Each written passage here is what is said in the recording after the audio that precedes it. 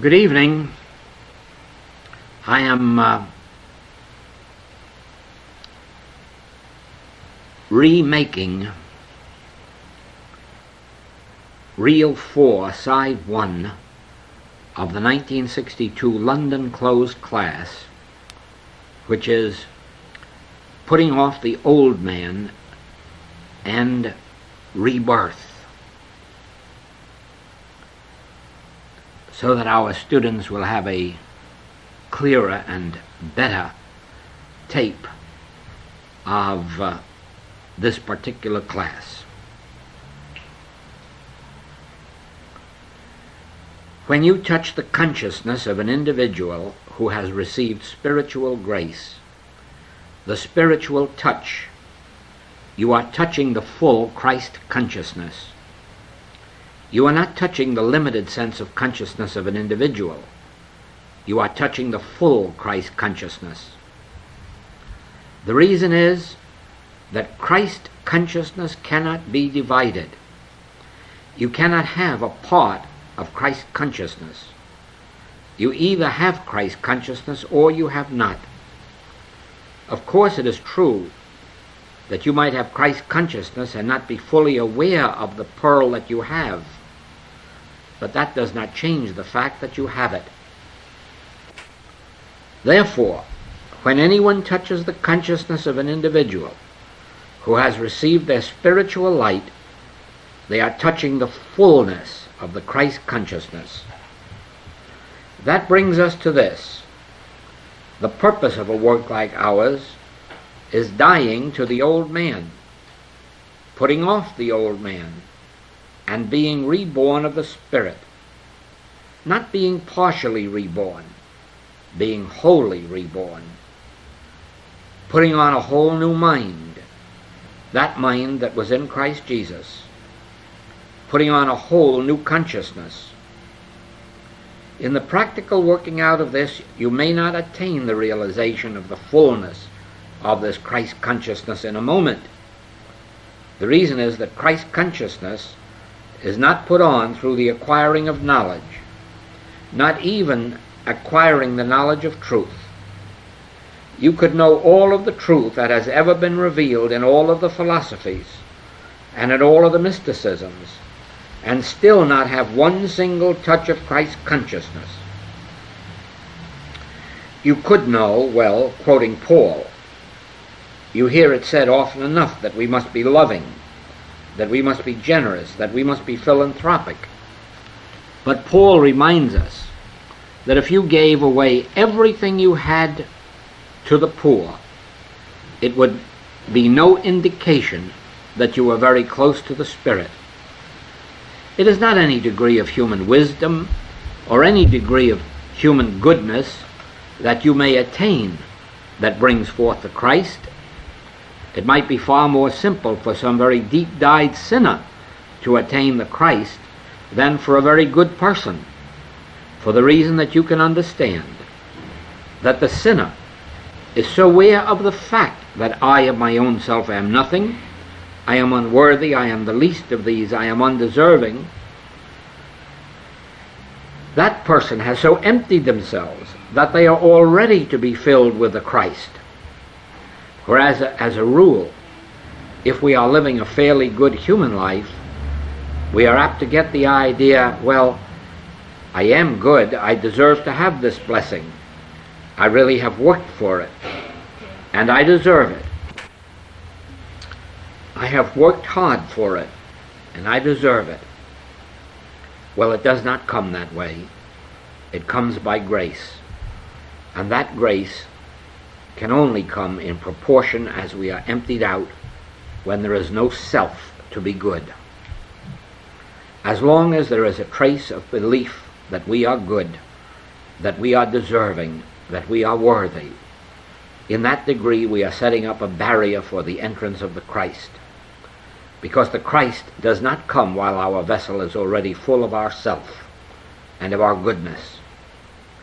The Christ comes when we are so emptied of ourself that we have renounced our evil and we have renounced our good and we have made ourselves completely empty so that in the future, when anyone says to us, how good you are, how benevolent you are, how kind you are, how loving, that you can answer and say, why callest thou me good? You know right well this is the Spirit of God that is working through me.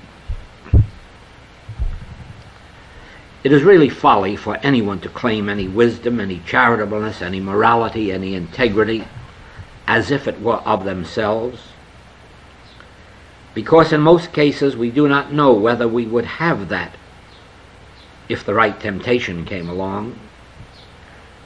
You know, people who fall for different temptations, they do not fall for just any temptation that comes along. It has to be the one. And somebody has said that every man has his price. You just have to find what that price is. You know, a few years ago in one of our medical reports, they found out that almost all of us commit adultery at least once in our life. Well, that was the report anyhow, and it may not be true of everyone, but they found it to be true of an awful lot of people, that they met that one temptation at least once.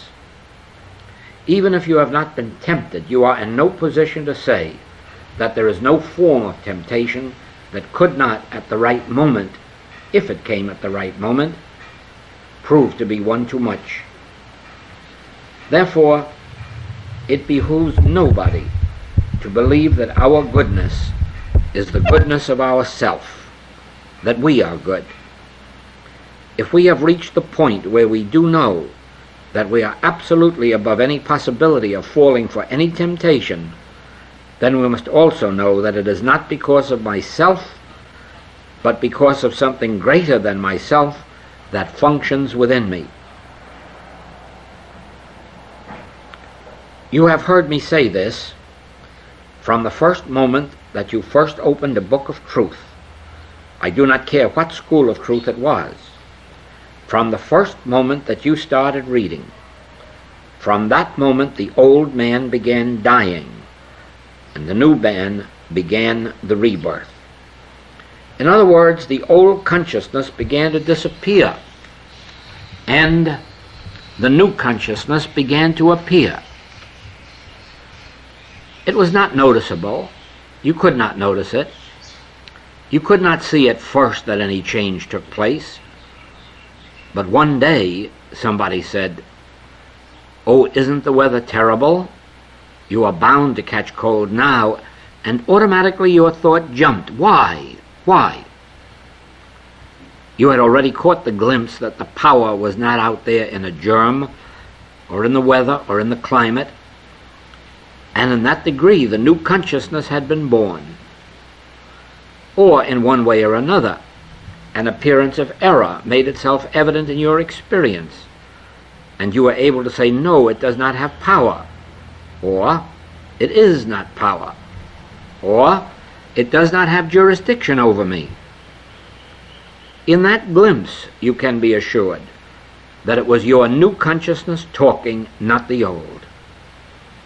Because the old consciousness is fearful of everything from the tiniest germ up to the biggest bomb. But as the new consciousness develops, you automatically reject every suggestion of a power in form or effect, or a power apart from God. Or perhaps one day the appearance of an evil person may come your way, and you reject it and realize, no man is evil. Evil is an impersonal thing. Every man is born of God. That statement, that thought, came forth from your new consciousness, not from the old, because the old one is the one that judges, criticizes, and condemns. And as you go along in the development of your new consciousness, the new man, your new self, your higher self, you can later watch your progress by the degree in which you are no longer fearing anything in the external world, and the degree in which you are no longer judging, criticizing, or condemning in the external world. the process of dying daily and of being reborn is really the process of taking in metaphysical, spiritual truths. Every time that you add some metaphysical or spiritual truth to your awareness, you have increased the measure of the new man. You have decreased the measure of the old man. You may still see no effects from it, because the whole experience is cumulative. The entire experience is one in which, let us say, if you give 1 hour a day to truth reading and meditating for a year, you are going to find in the next year some measure of either greater harmony or less discord. If you give 4 hours each day for a year, you are going to find in your second year that much more of harmony and that much less of discord. In one of our Christmas letters I wrote that it is folly to say Happy New Year to you. It is folly, meaningless. It is just as meaningless to say, I hope you will have a good New Year. Why? Because you have already determined what your New Year is going to be. You created your New Year last year. The degree that you gave to truth determines the degree of harmony next year. The degree that you did not give to truth determines the amount of discord that can come into your experience next year. We are building our lives every day of our experience. As ye sow, so shall ye reap. As ye sow when? As ye sow this minute. Now is the time. Let us not talk about the past. Let us not talk about the future. We are interested only in one time, and that time is now. And it is now that I am building my tomorrows, my next years, all my succeeding years. With what I am doing in my consciousness now, I am determining my future.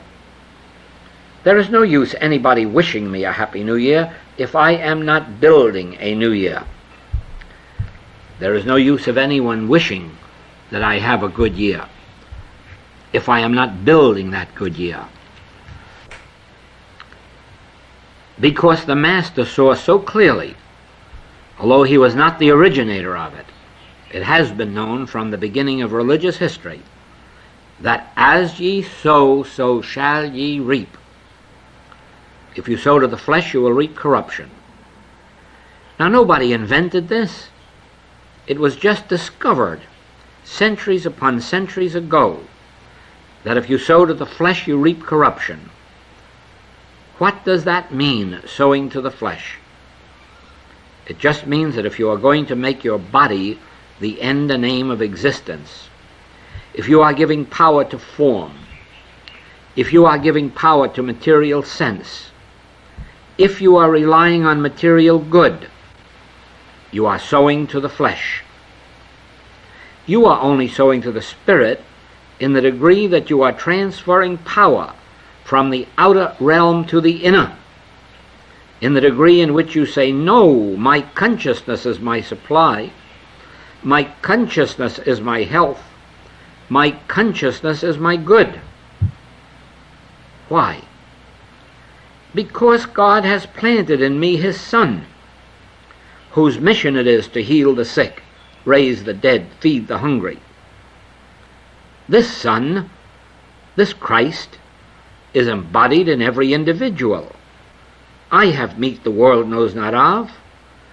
I have this hidden Christ, this hidden manna.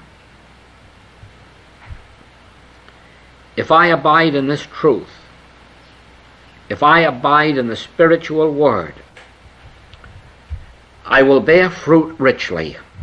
If I do not abide in this word, I will be as a branch of a tree that is cut off, withers and dies. Now, who is going to make my Happy New Year for me? Who but myself? And how? by whether or not I abide in the Word, or whether I decide to live by bread alone, whether or not I decide that my amusements are going to be all of the external variety. It does not mean that we should not enjoy music or theater or art or literature, whatever it is that is given to us. It only means not to live by these exclusively. You must live by the Word. And the Word is the indwelling Christ, the indwelling Spirit of God, and placing my reliance there. Not placing my reliance outside in a bank account, not placing my reliance outside in my family, not placing my reliance outside for external pleasures, but reserving some period of every day for the realization the kingdom of God is within me. The Son of God, the Christ, dwelleth in me, and its function is to manifest as harmony, peace, in every avenue of my experience. If I abide in that spiritual Word, and I let that Word abide in me, I can be pretty sure that next year is going to be a nice year.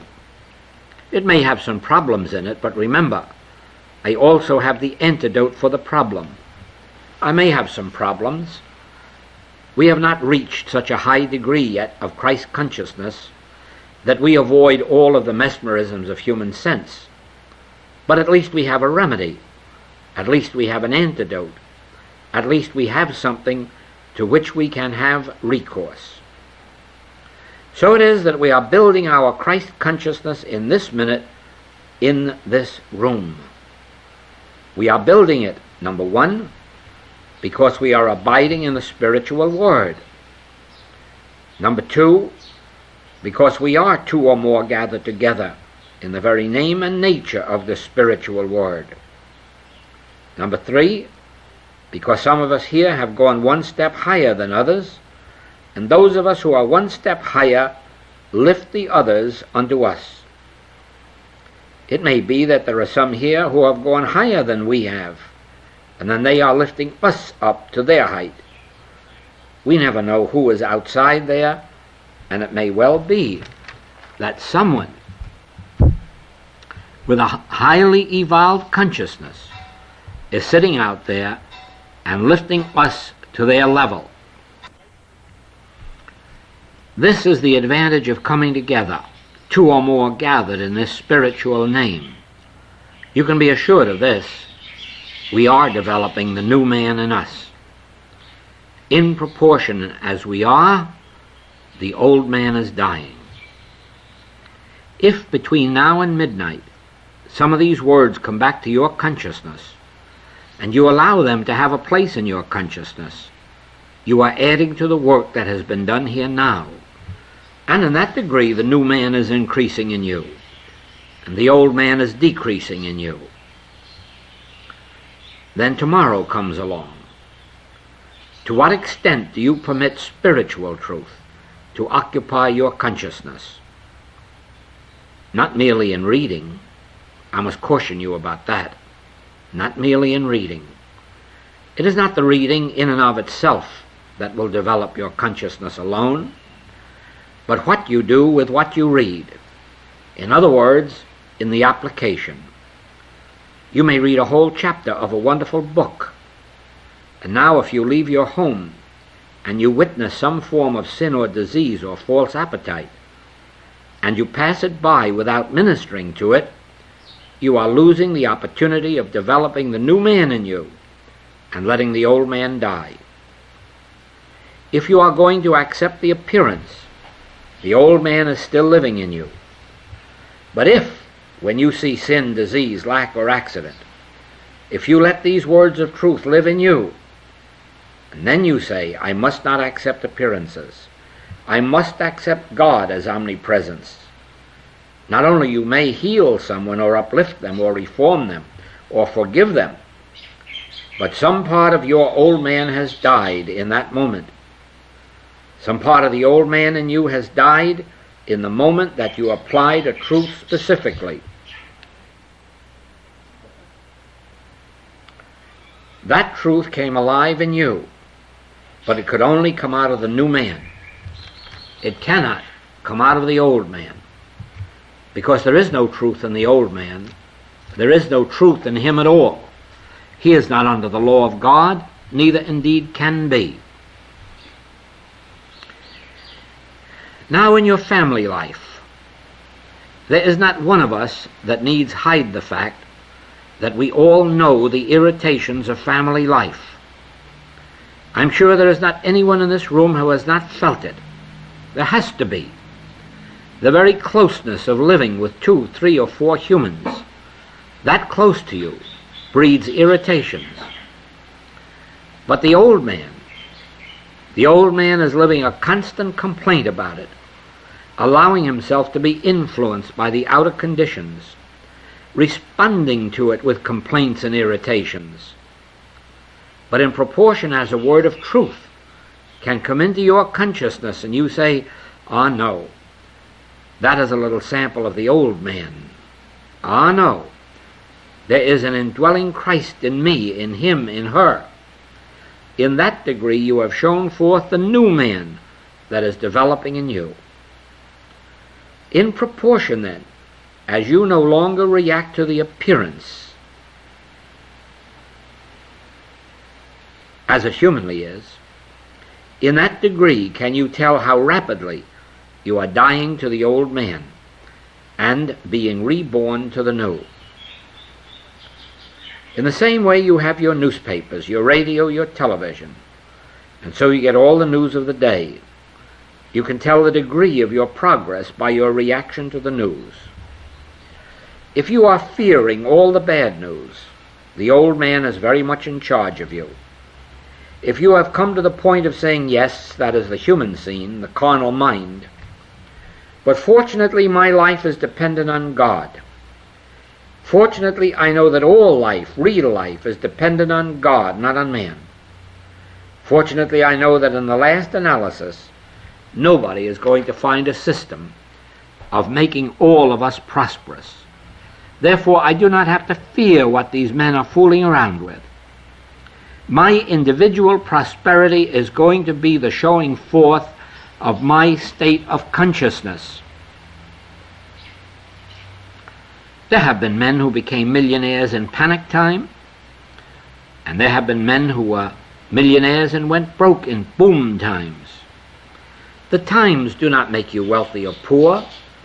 It is what is taking place in your own consciousness that makes you wealthy or poor. So if you are fearing the common market, or fearing not the common market, if you are fearing the new administration, or fearing not the new administration, you are reacting. The old man is working in you. But if you can read all of this news and say, "My fate is not dependent on man whose breath is in his nostrils. My fate is dependent on the degree of God consciousness I attain," the new man has been born in you and is being developed. So you see that we really are passing from the stage of the old man to the stage of the new man.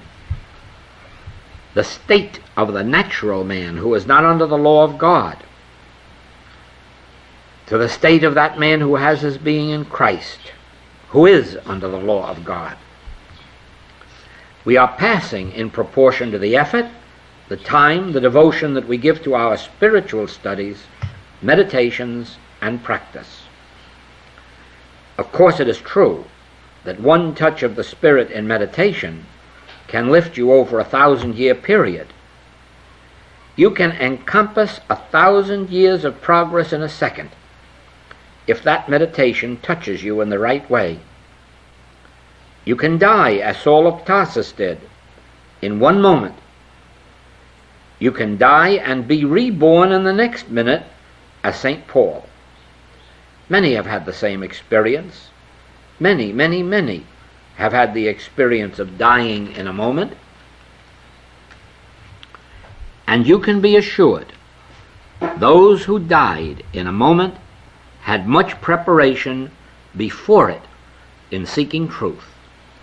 But the point is that every bit of preparation, every bit of scriptural study, every bit of metaphysical practice in which we are denying the reality of power in the external and affirming the all-power of our consciousness, every bit of that is leading us to a moment when meditation can take place and we jump forward 1,000 years in spiritual development. The point that I would make is this, that until such time you have no real way of knowing what progress you are making. No real way, because these truths are being embodied in our consciousness. They are stored up. We are storing up treasures in heaven. And until something brings them forth, we may not even realize that they are there. It reminds me of an experience in my first year of practice. A man came to me from a church, badly crippled with arthritis, and in a few months' time he had a beautiful healing. Evidently there was this lady in his church who was also crippled with arthritis and wanted very much to be healed.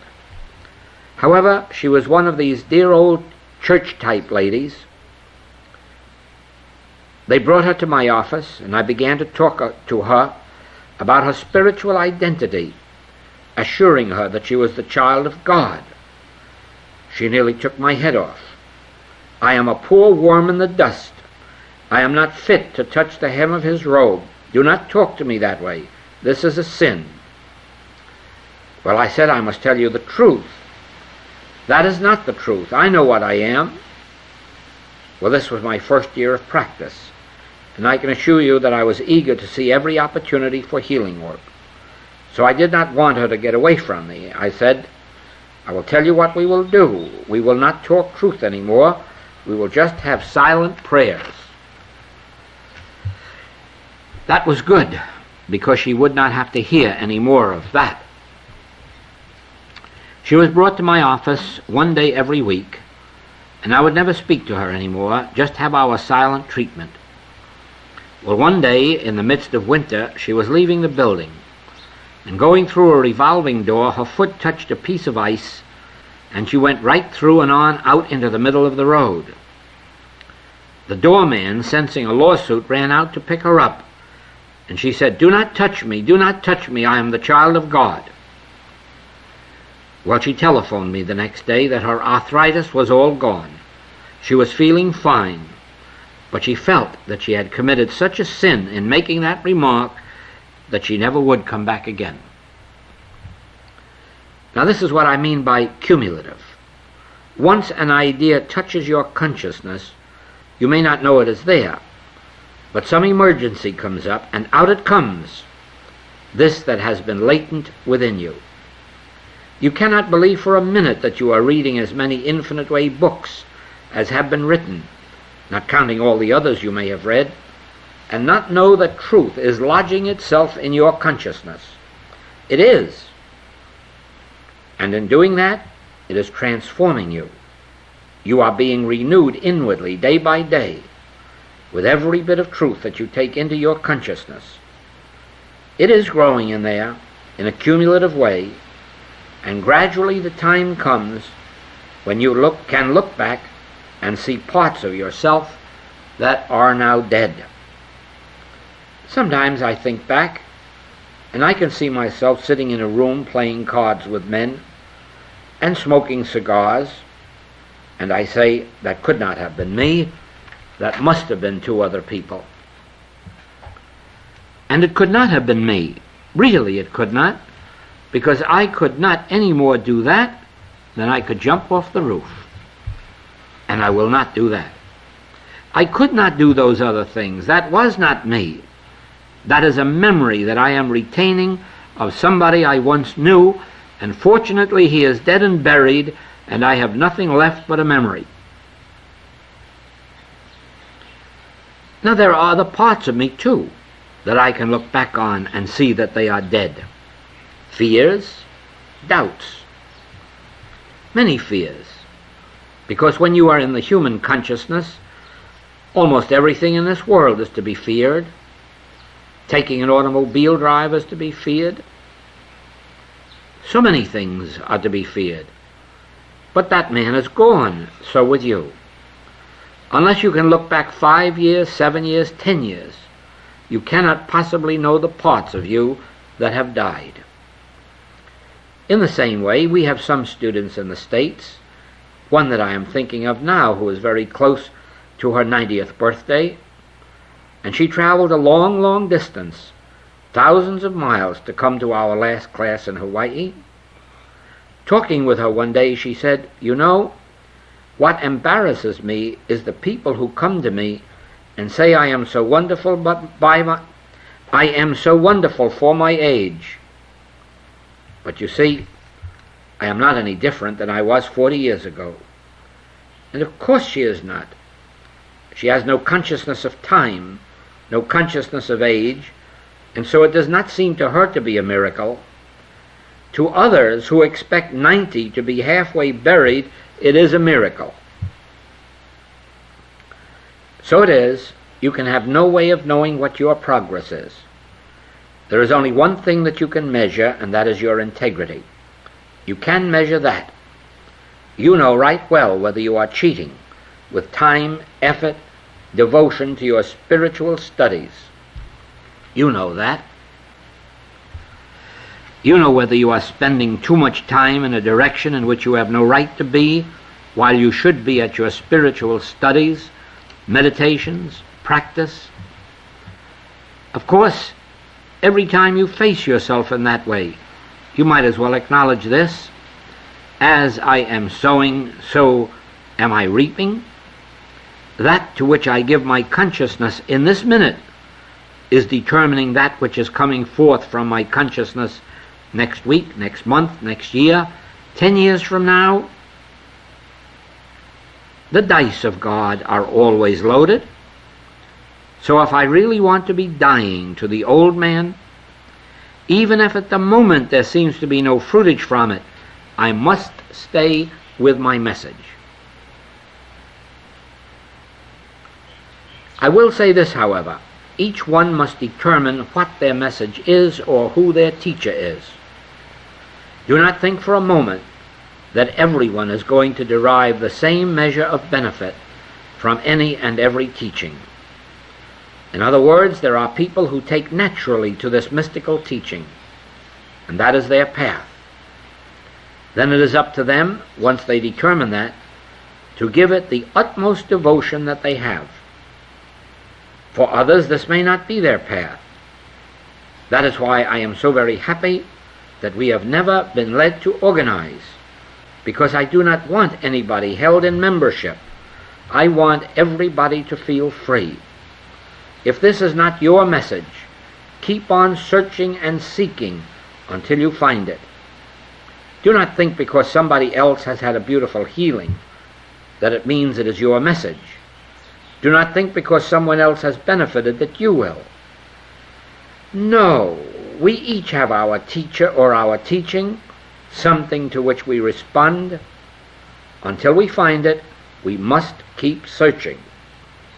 When we find it, something within us says, "This is my way." After that, abandon all others and give ourselves wholeheartedly to the one.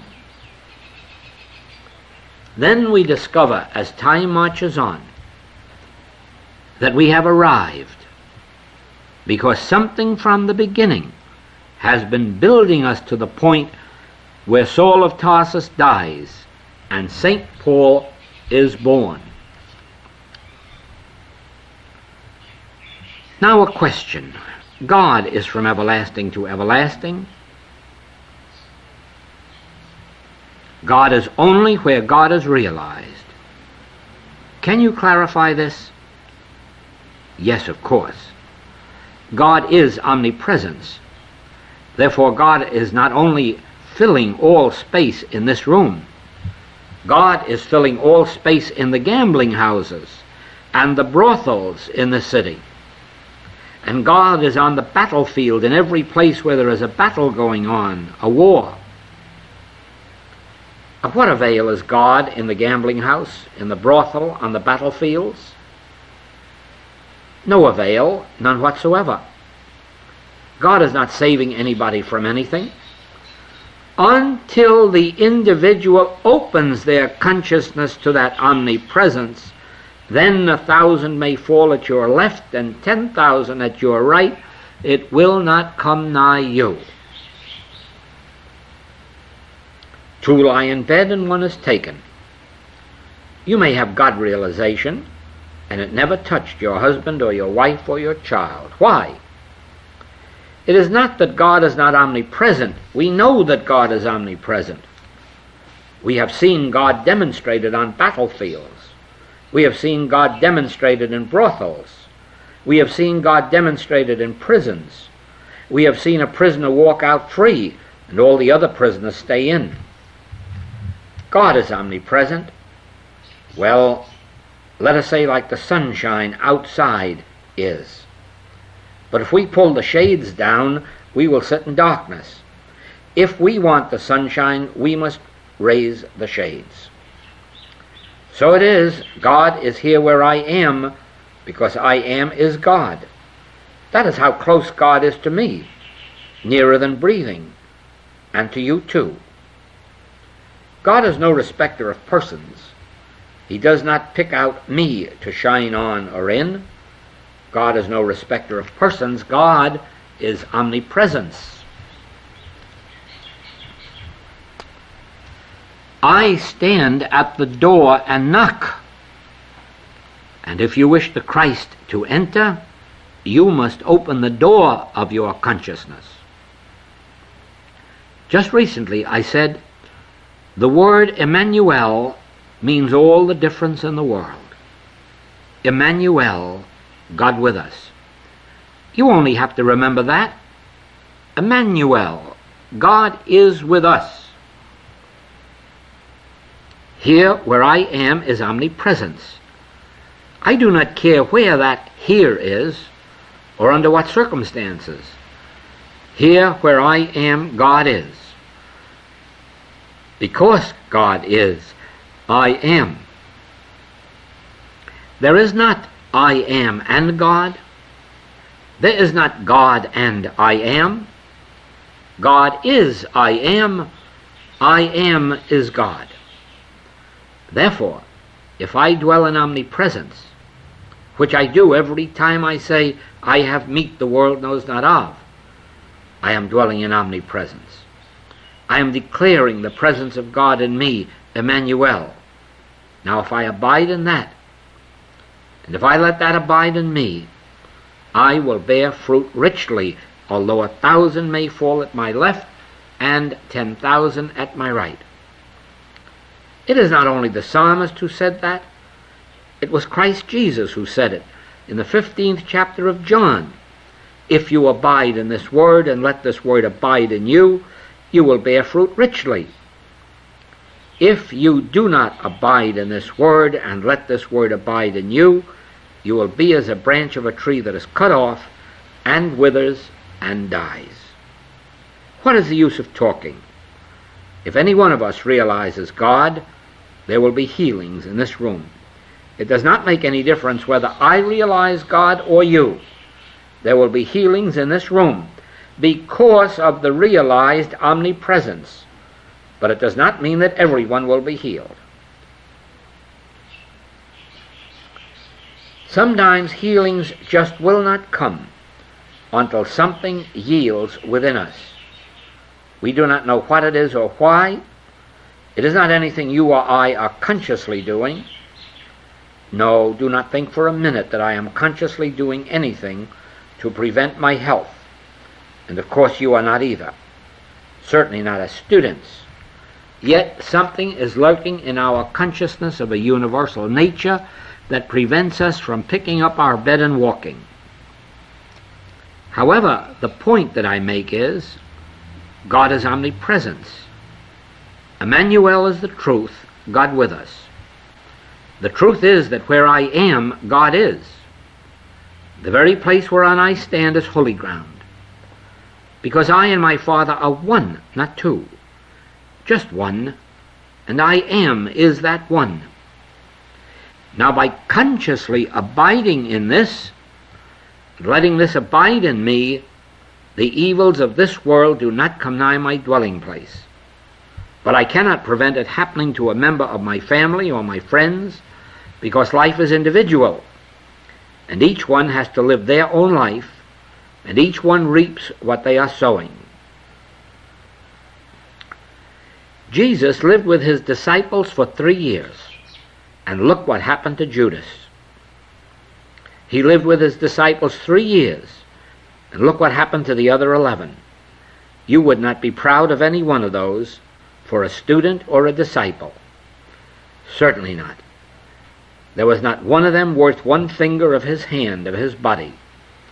There was not one of them that was worth the time he gave them. Denying him, walking away from him, protecting their own lives, sleeping. What could he do? He gave them all he had for 3 years, but they just could not accept it. They were blinded with something or other.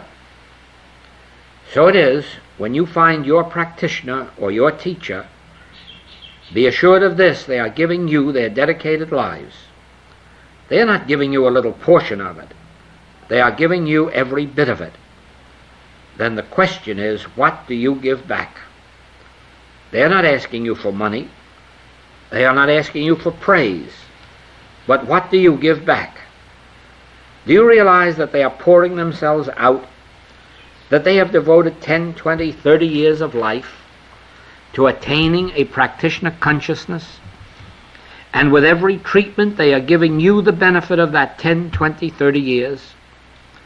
Are you looking on it in that light? Or are you just thinking, oh well, they prayed for me.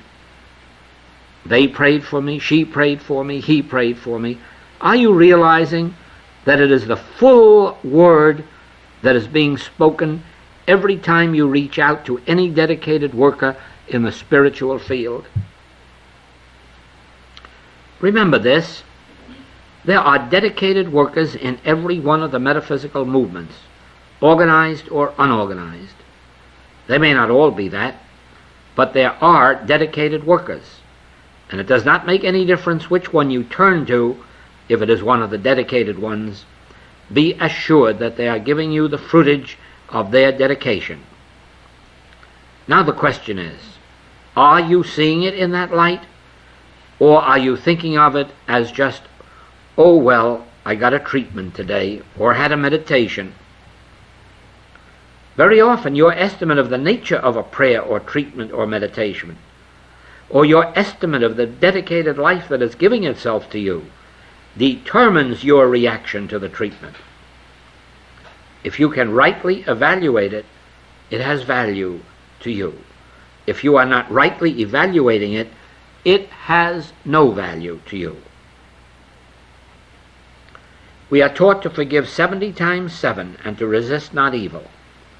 To try to practice this fully presents difficulties and dilemmas, especially for parents, teachers, magistrates, and others who are responsible for the education, welfare, guidance, correction, and discipline of children and young people. Please discuss this. Well, now this is not as difficult as it may seem. It is not even difficult for the magistrate who has to sentence an individual. Try to see now, as I present it to you. We will start with the most serious of all. And let us say I am a magistrate, and here is someone before me for sentencing. It is a very easy thing for me to forgive them, because I know full well that they are not evil. I know the universal nature of evil, the universal nature of what tempts us to be evil, and therefore I cannot ever blame anybody for succumbing to temptation. Please believe me, I cannot condemn anyone, any time, for succumbing to temptation, because I know the power of that universal mesmerism that affects some people, for one reason or another.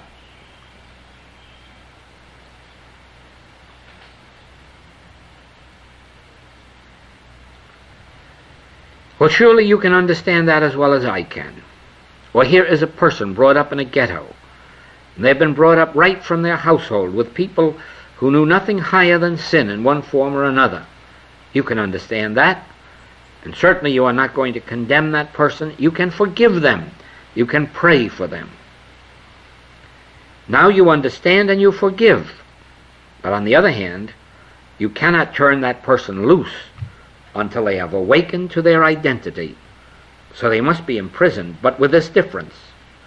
If I am the magistrate, I am not sentencing them for punishment.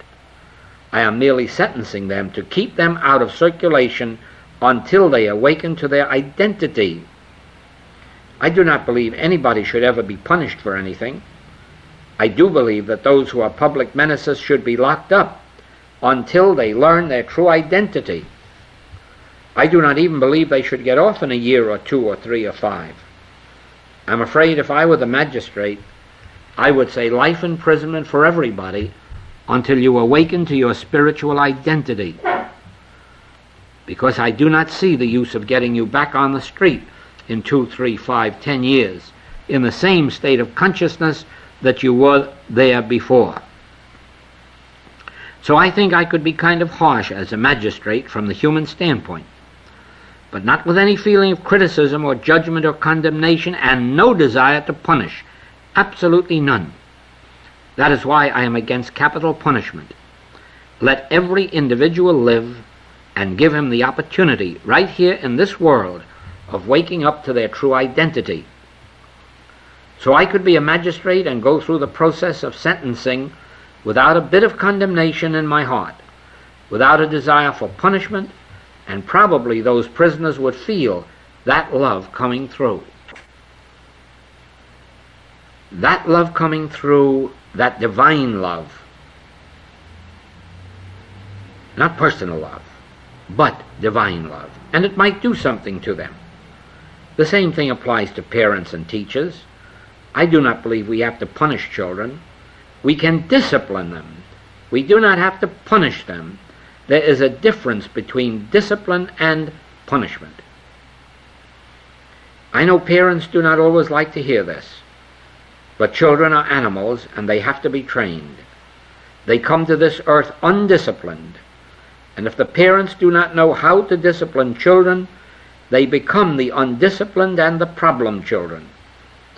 But if parents know how to discipline them, more especially discipline them with love, there should be no reason for that rebellion in them that makes them problem children later. So while we do not have to punish, we must discipline. But the discipline can be with love, and the child knows it is not being punished, it is being disciplined. And there is nobody that knows better than the child if they need disciplining. So it is with teachers. Well, here we come to a little different subject, because very few teachers know that the conduct of their students is dependent on the teacher's consciousness, and that the children will be whatever the teacher is. Teachers really believe that each child is a different person, and that is a lot of nonsense.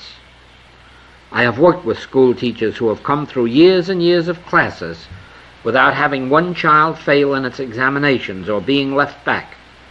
We have had teachers work in classes where there was the same amount of discord and inharmonies as in others, and very quickly prove that it does not happen any longer. We have some teachers who are practicing meditation with their classes. They open the class in the morning with a meditation, and they start the afternoon session with a meditation. And they do not have this disobedience, and they do not have the discords that happen in other classrooms.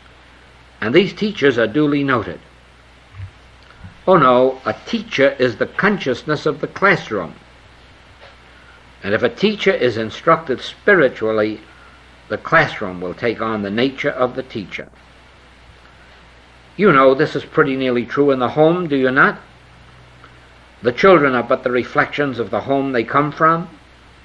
And when children are not right, you can be assured their parents were not spiritually taught. They may have been good human parents, but that does not make the child. It is what they spiritually are that makes the child. It is the spiritual awareness of the parents that is expressed by the child. You have only to examine the records of schools and courtrooms to find out how few juvenile delinquents have come out of Christian Science homes and Unity homes. How many do you find percentage-wise? You will not even be able to find any percentage. Know where a home is governed, metaphysically governed, even if only one parent is true to their metaphysical teaching, you do not have juvenile delinquents out of that home, and you have far less disease than you will have in the ordinary home.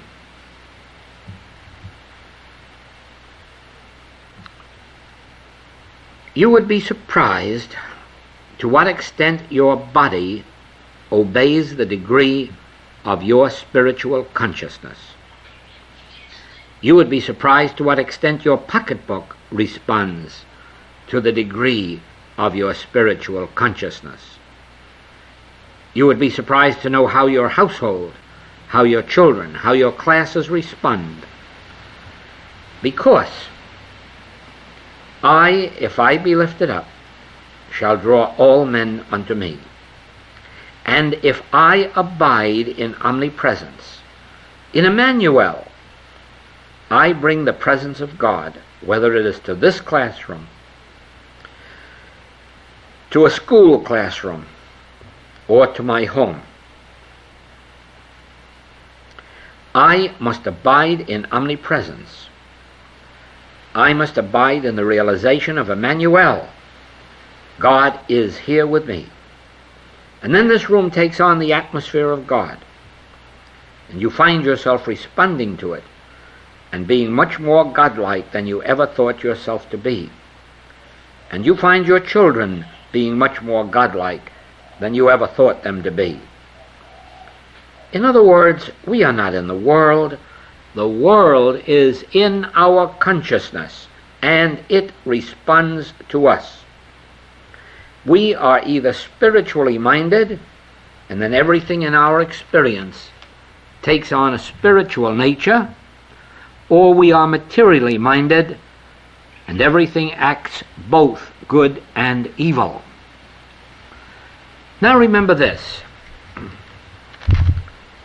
and this really sums up the entire situation of our human lives. Our world is responding to our state of consciousness, and our world is showing forth our state of consciousness. And this means this. Go back to the days before you knew even this much metaphysical or spiritual truth, to those days when your consciousness was made up of good and evil. And you were enjoying the good, and you were fearing and hating the evil. And then see how your good and your bad experiences were divided up in your life, and probably more of the bad than of the good, or more of the negative than of the positive. Now, think for a moment of this past year, and think to what extent you have attained a consciousness of God as your consciousness, and your consciousness as the one and only power. And of course, this makes you remember to what extent you are no longer giving power to the forms or effects out in this world. Then, to what degree has this past year been a better one for you? A more joyful one? A more peaceful one? To what extent has this past year given you less fear, less doubt? Then you can see that the degree of change in your consciousness is responsible for the degree of the lesser discord and the greater harmony in your life, in your world. Just imagine if by next year you develop an even greater awareness that God is your consciousness, and your consciousness is the substance and the activity and the law unto your world. And therefore, the universal beliefs of power in person, place, or thing is decreased. Think now what your life next year will be. So it is, you see, that the state of your consciousness governs the condition of your earthly life. To be spiritually minded means to give no power to the persons, things, circumstances, and conditions of this world.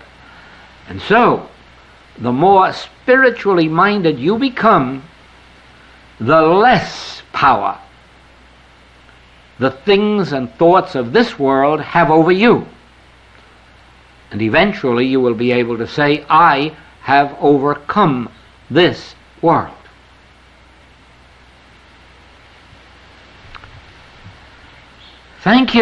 Thank you.